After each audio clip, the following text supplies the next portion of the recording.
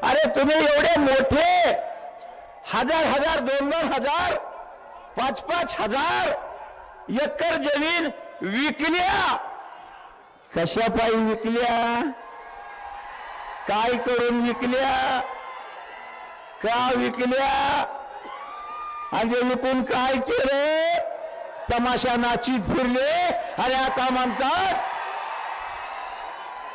की आम्ही अल्पभूधारक झालो. वारे वा पट्ट्यानो,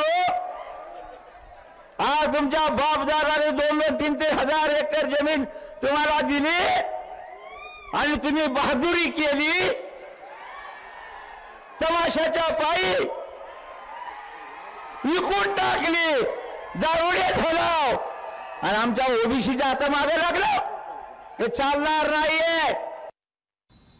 नाही, हे दंगली घडवण्यासाठी आहेत. त्याला दंगल सभा नाव द्यायला पाहिजे. जाती जातीत मला तेढ निर्माण करून दंगली भडकायच्या, असा एल्गार असं त्याला नाव द्यायला पाहिजे.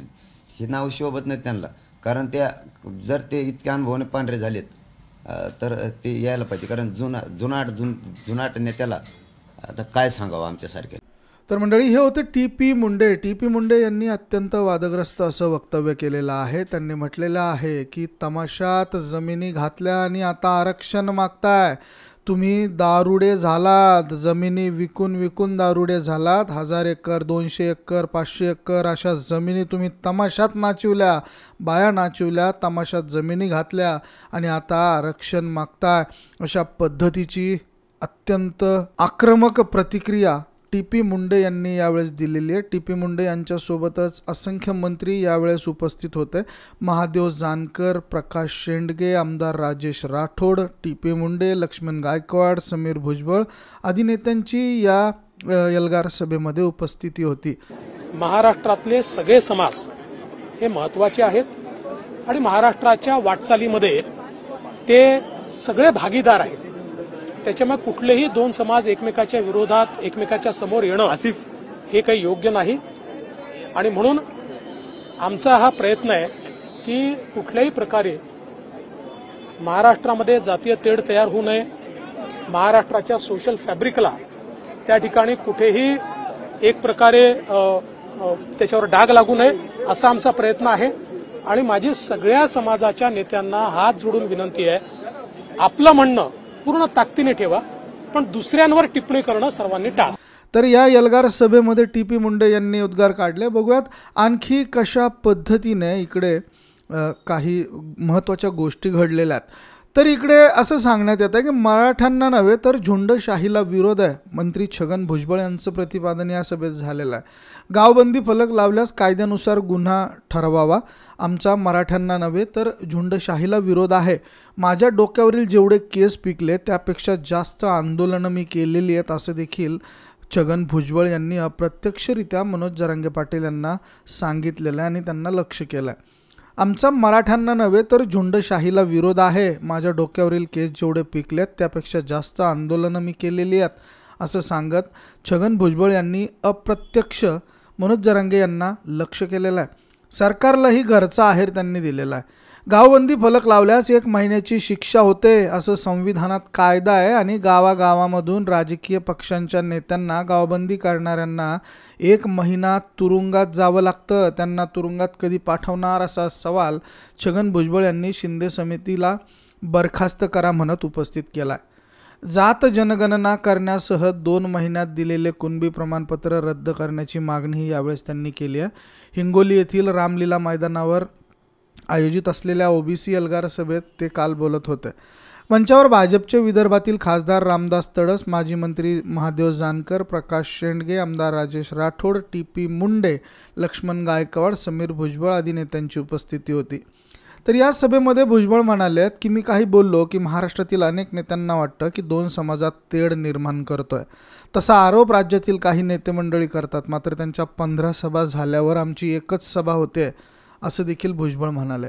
बीडमधील पुढाऱ्यांच्या घराची जाळपोळ झाल्याच्या मुद्द्यावरून भुजबळ म्हणालेत की पेटवायला नाही तर पटवायला अक्कल लागते, जाळायला नाही तर जुळवायला अक्कल लागते, मोडायला नाही तर घडवायला अक्कल लागते आणि हे त्यांना कोणीतरी सांगावं. राज्यात भाजपने भाजपचे प्रदेशाध्यक्ष चंद्रशेखर बावनकुळे म्हणतात की जनगणना करा, राष्ट्रवादीचे नेते शरद पवार सांगतात की जनगणना करा, अजित पवार सांगतात की जनगणना करा, होऊ द्या खर्च पण जनगणना करा, राहुल गांधी म्हणतात की जनगणना करा.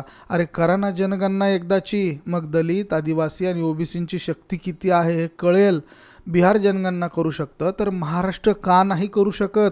जे होईल ते मान्य करायला तयार आहोत. एकीकडे कुणबी आरक्षण द्या अशी मागणी होतीये, तर दुसरीकडे बाळासाहेब सराटे न्यायालयात जात आहेत आणि ते ओबीसींचं आरक्षण काढून घेण्याची मागणी करतायत.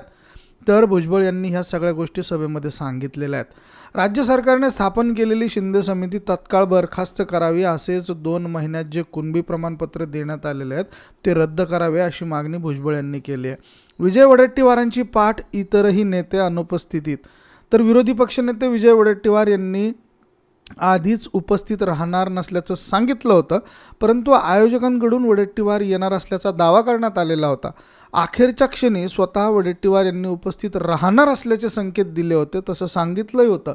परंतु आज प्रत्यक्षात वडेट्टीवारांनी सभेकडे पाठ फिरवल्याचं लक्षात आलं.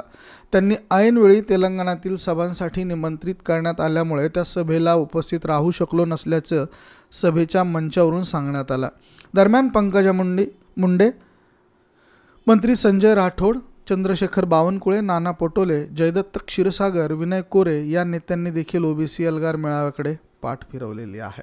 हिंगोलीत ओबीसी सभेचं आयोजन करण्यात आलेलं आहे. या सभेला अनेक ओबीसी नेत्यांनी हजेरी लावली आहे. दरम्यान या सभेत महादेव जानकरांनी देखील आरक्षणाच्या मुद्द्यावर भाष्य केलं आहे. हिंगोलीमध्ये ओबीसी सभेचं आयोजन करण्यात आलं आहे. या सभेला छगन भुजबळांसह अनेक ओबीसी नेते उपस्थित होते. छगन भुजबळ, गोपीनाथ मुंडेंनी पक्ष काढला असता तर मी इथे मुख्यमंत्री म्हणून आलो असतो, असं वक्तव्य महादेव जानकर यांनी यावेळेस केलेलं आहे. या दरम्यान ओबीसीमधून अनेक मुद्द्यांवर भाष्य महादेव जानकरांनी केलेलं आहे.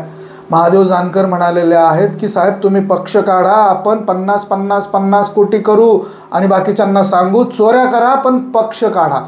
मनोज जरांगे यांनी मराठा समाजाला सरसकट ओबीसीमधून आरक्षण देण्याची मागणी केली आहे. दरम्यान यासाठी त्यांनी महाराष्ट्राचा दौरा देखील केला आहे. 24 डिसेंबरपर्यंत मराठा आरक्षणाचा मुद्दा मार्गी लावणार असल्याचं सरकारने सांगितलेलं आहे, असा दावा जरांगे यांच्याकडून करण्यात आला आहे. परंतु मराठा समाजाचा ओबीसीमध्ये समावेश करून सरसकट आरक्षण देण्यासाठी मंत्री छगन भुजबळ यांच्यासह अनेक ओबीसी नेत्यांचा विरोध आहे आणि त्यामुळे हा विरोध दाखवण्यासाठी आता रविवार 26 नोव्हेंबर रोजी हिंगोलीत ही आजची सभा पार पडलेली आहे. या सभेमध्ये भुजबळांनी पक्ष काढावा असं जानकर यांनी म्हटलेलं आहे. आम्ही चोऱ्या माऱ्या करू पण पक्षाला पैशाची कमी पडू देणार नाही, असं वादग्रस्त वक्तव्य त्यांनी केलं आहे.